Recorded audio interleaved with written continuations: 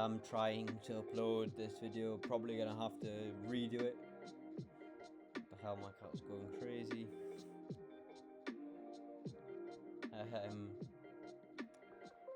So in this video, what we're gonna be doing, yeah, what the hell's just galloping around the room? Actually, okay, that was strange. We will do a random year. Actually, do I want to do something that is actually going to be a bit We'll do a random year of data for ES. I think I've actually... The thing is, it's probably going to be relatively the same. What the hell, my chart looks so clean. How? Is it like the EMAs or something? Like, wait. Yeah. By the way, if you're wondering, that's my background colour. And then my charts is just black and then white. Very simple. I will never ever change them. I'm way past that now. So yeah. Okay, so we'll just cut to. So that's where I've been up to.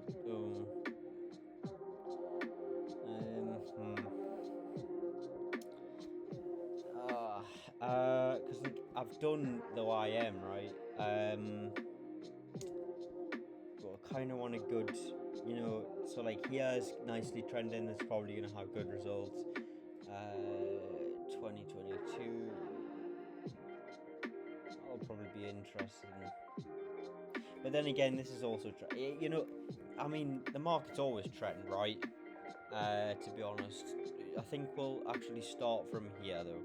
So we'll start from November 21, and then we'll go up to here, and I'll just record it.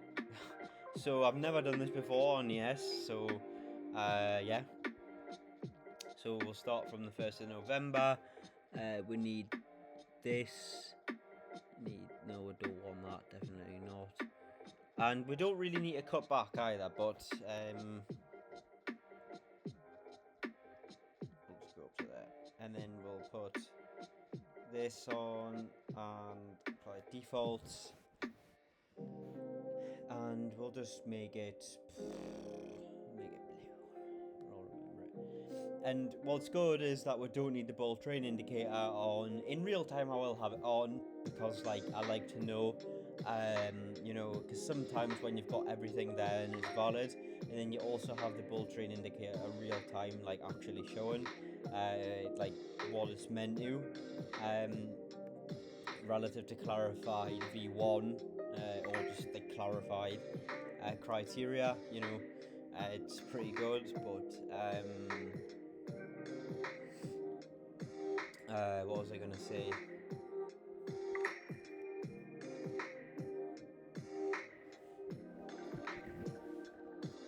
It's a bit of a, I can't remember, but it's way more faster to do it like this. So obviously you need an opposing bar, so you can kind of just filter through. Okay, here we go.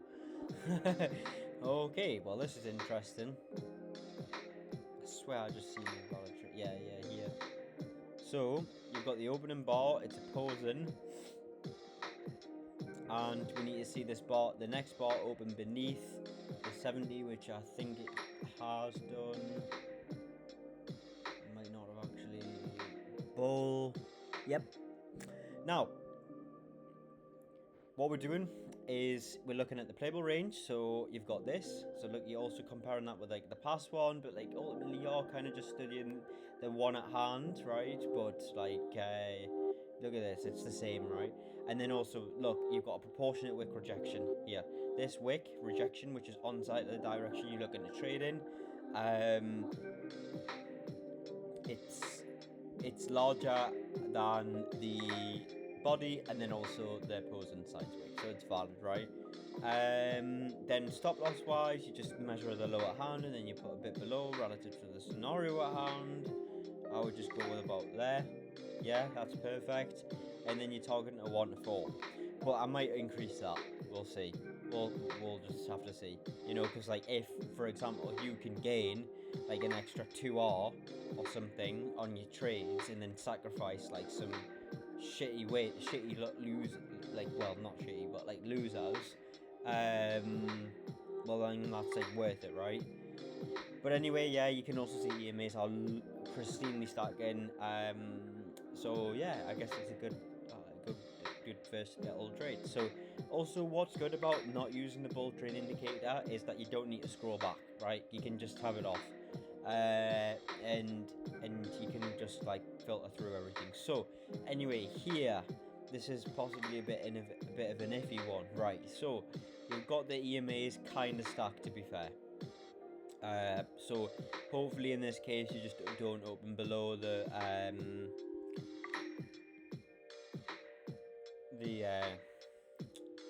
70.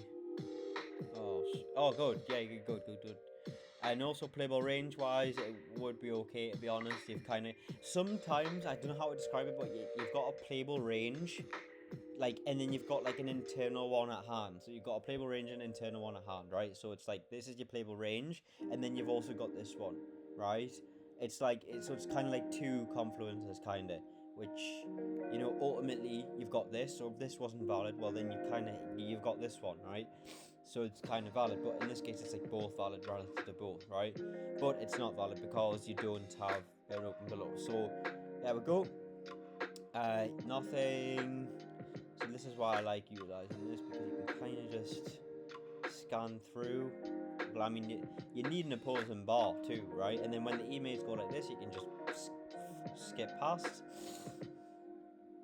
There's got to be certain trades you can capitalize on too when the EMAs are skew with.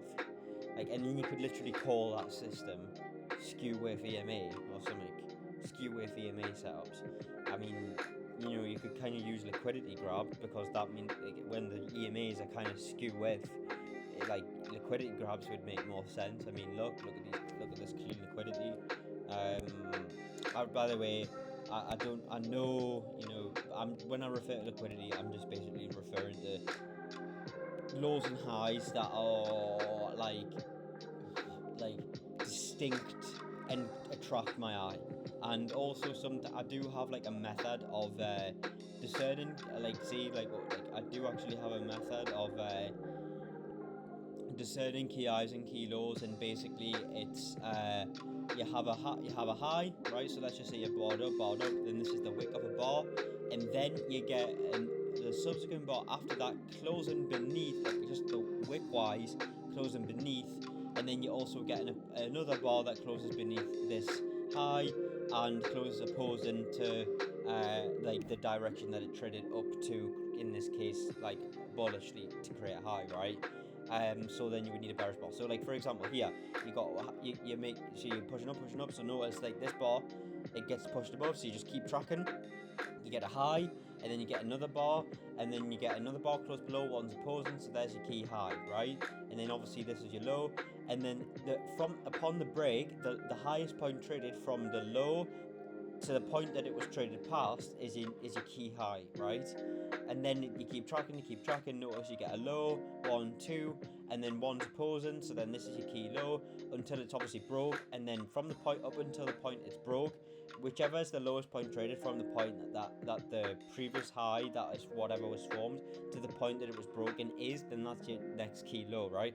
And I don't even know why or how, but it's just pivotal points, right? And obviously like the theory is that like there's like orders here or whatever. I don't really know why these act as pivotal points, but like, I mean, if you look at consecutive bar push wise, you kind of overextended at this region, and then market participants decided upon like what sort of way they're willing to interact with the market there, right? But yeah, you could possibly do something like that with the skew with EMAs, but like, you know, when all of them are skew with, so you, in terms of like, because obviously I kind of categorized my 200, my 100, my 50 into one bunch.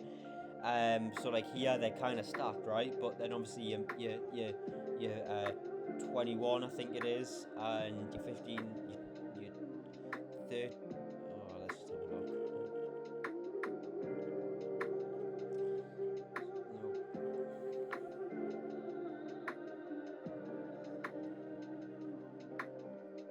Your 5, your 9, your 13, your 15, like they also have to be skewed with to some degree too, but mainly your 100 and stuff. Anyway, let's keep moving. I might have to pause because I kind of need to go to the toilet. Yeah, see, we're not even at 2022. I think I'm gonna have to.